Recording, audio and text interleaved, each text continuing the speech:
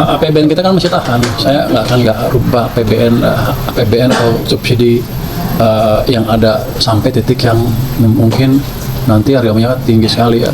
Tapi pada saat sekarang sampai akhir tahun dengan harga sekarang kita masih tahan APBN ya, tergantung keputusan pimpinan nantinya.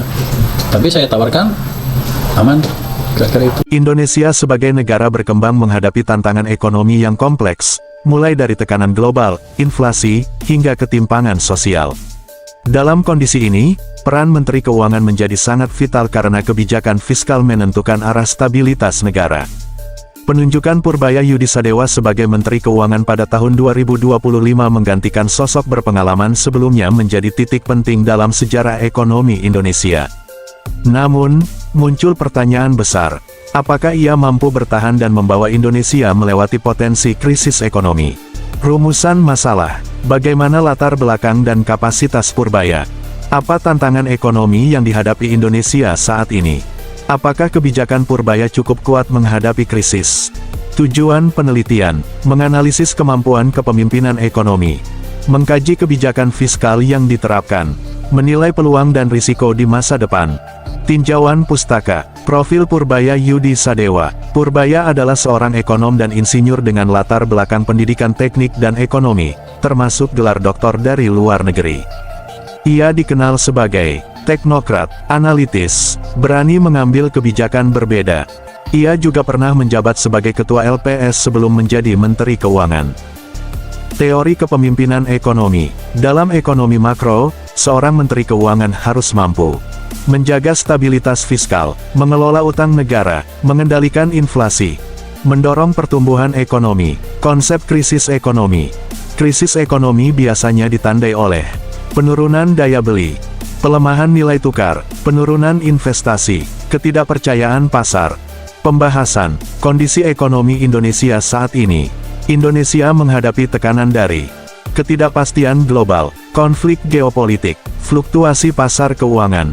Bahkan, laporan terbaru menunjukkan adanya kekhawatiran investor terhadap arah kebijakan ekonomi Indonesia.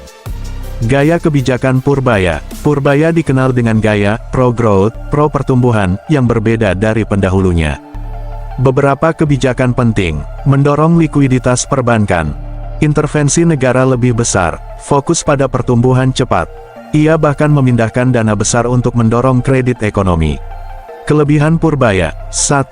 Berani ambil risiko. Tidak semua pemimpin berani mengubah sistem lama. Purbaya mencoba pendekatan baru untuk mempercepat ekonomi.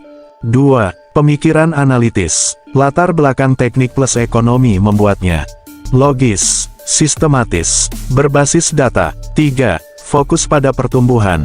Target pertumbuhan bahkan disebut bisa mencapai 8%. 3.4 Kelemahan dan kritik. 1. Kekhawatiran investor. Beberapa kebijakan dianggap terlalu agresif sehingga menimbulkan ketidakpastian, menurunkan kepercayaan pasar. 2. Risiko defisit. Ada kekhawatiran bahwa kebijakan ekspansi dapat membengkakkan utang, melanggar batas defisit. 3. Gaya kontroversial. Pendekatannya disebut tidak biasa dan menimbulkan pro kontra. Apakah ia sanggup? Analisis kritis. Jawabannya, belum pasti, tapi punya potensi besar.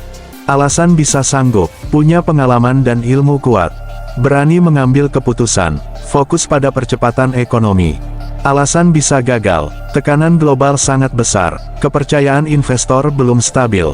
Kebijakan agresif berisiko tinggi. Kesimpulan utama. Purbaya Yudisadewa adalah sosok yang kuat secara intelektual dan berani secara kebijakan, namun menghadapi ujian besar di tengah kondisi ekonomi global yang tidak stabil. Kemampuannya tidak hanya ditentukan oleh dirinya sendiri, tetapi juga oleh stabilitas politik, kondisi global, dukungan pemerintah. Seorang menteri bisa punya strategi hebat, tapi krisis ekonomi adalah permainan banyak faktor. Kesimpulan, Purbaya bukan pemimpin biasa. Dia berani, tapi risikonya juga besar. Kalau berhasil Indonesia bisa melesat. Kalau gagal dampaknya bisa berat.